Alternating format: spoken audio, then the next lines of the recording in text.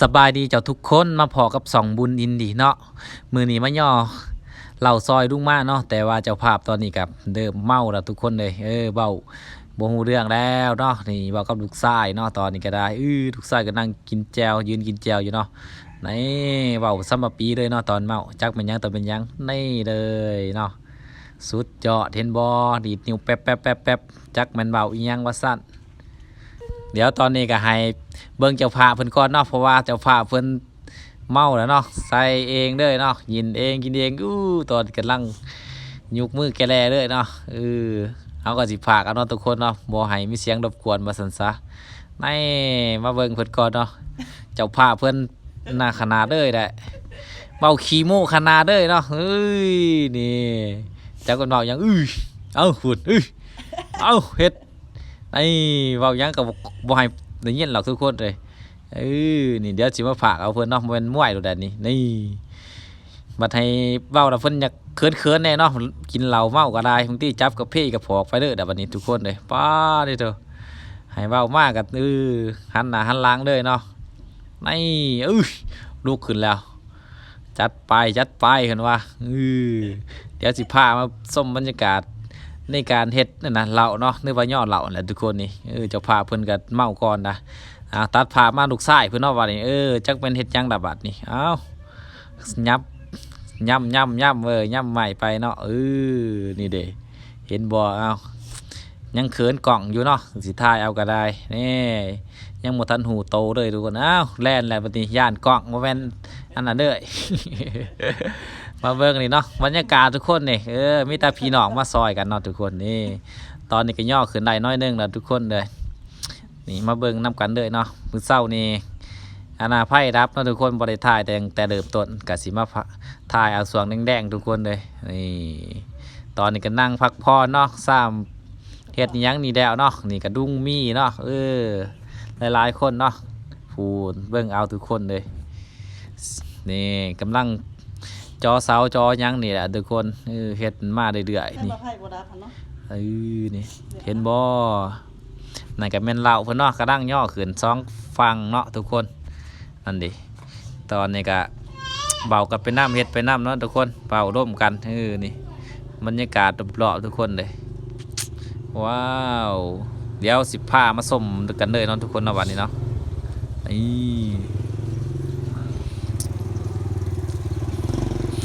ตัดผ่ามาอีกทั้งแม่ขั้วบาดนี้เนาะตอนแดงๆเพื่อสิเผาปลากินเด้อทุกคนปลากะหลายเติบเนาะนี่มาเบิ่งมีขั้วเฮากับพี่เกยเฮาเองเนาะกำลังตำหมักไม้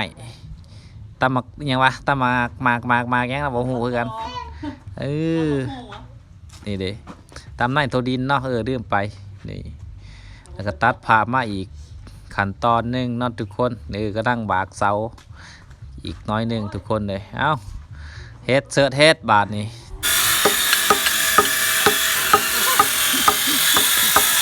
ซอย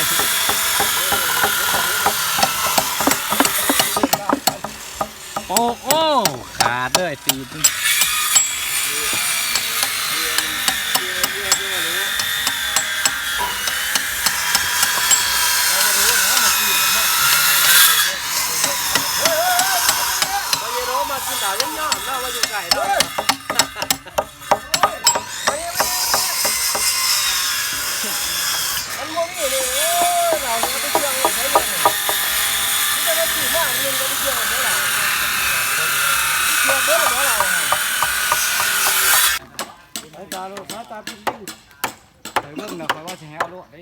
บู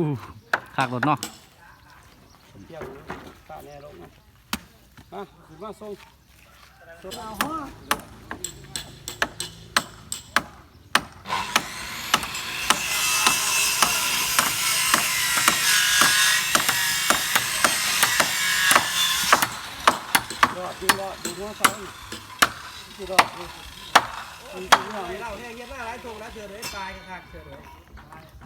ตอนเบิ่งทวิตคือจะมาโวยใหญ่บ่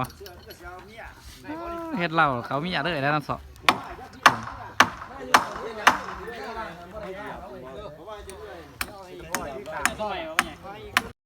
ทุกคนตอนนี้เจ้าภาพเพิ่นก็มากวดงานเนาะ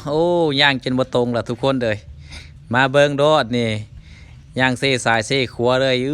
ฝนพิซาการเฮามาย่างดอกอันนั้นเลยเนาะสำรวจงานเลยพุ่นยู่ไปหน้าซองถอยหลังหาเลยเนาะตอนนี้ฟ้าที่ถูกสุดยอดเลยเนาะเบิ่งทุกคนเบิ่งนี่เจ้าภาพใจใหญ่เนาะเจ้าภาพม่อนเนาะ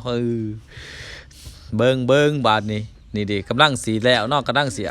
เอานั่นนี่ขึ้นเรียบร้อยแล้วเนาะกำลังซอยกันพ่อแม่พี่น้องเฮานี่ท่านผู้ชมก็โอ้ยืนเบิ่งขนาดเด้อว่ะผู้ยืนเบิ่งก็เบิ่งเนาะเด้งย่างดีทั้งนั้นกะอันน่ะเฮ็ดไปนำเนาะนี่จะของงานพิซาการใหญ่รอไปรอมาแล้วบัดนี้จัดไปนี่คักแล้วดีดนิ้ว2-3 บาทจัดไปนี่ว้าวในเรื่องนี่วิชาการย่างหลอดไว้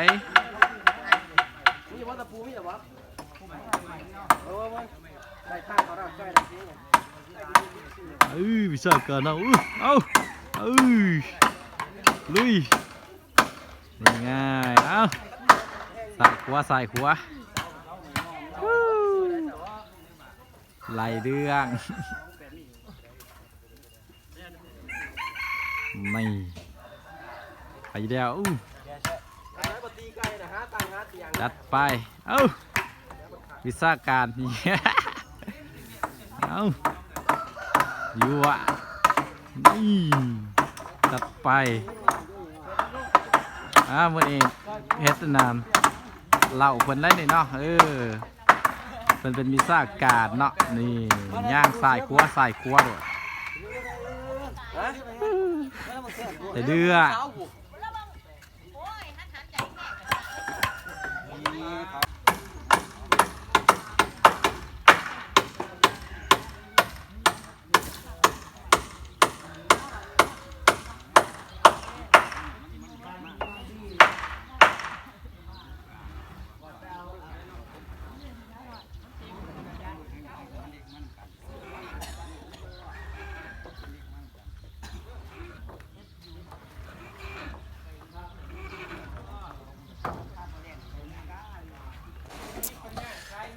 ทุกคนกินข้าวรอบ3มาซานเฮ็ดเหล้ามื้อนี้นี่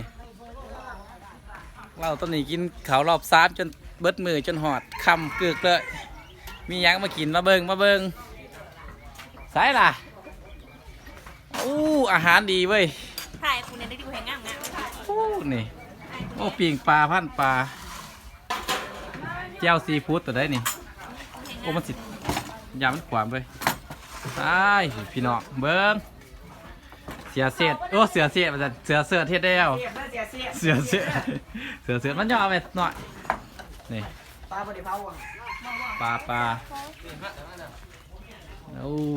เผาปลามีพันปลา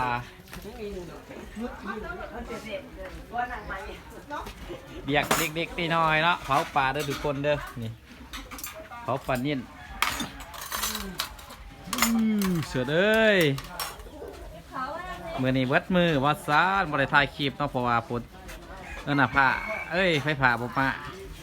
นี่บริลงคลิปนะสีโลกในเบิ้งตอนแดงๆนี่แหละทุกคนนี่ว้าว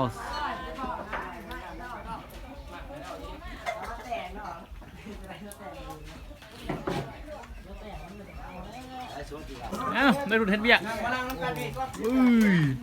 เฮ็ดเบียกเนี่ยไม่ใช่ผีเลยนี่จะเปล่าเฮ็ดเบียกพันปลาพี่น้องพันปลาเอามีดมาแล้วพันปลา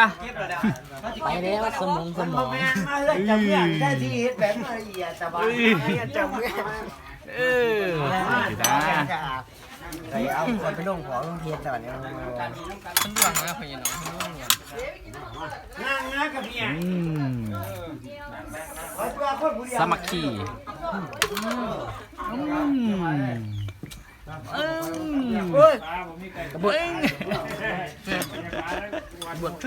เฮ็ดหยอกกว่าเขา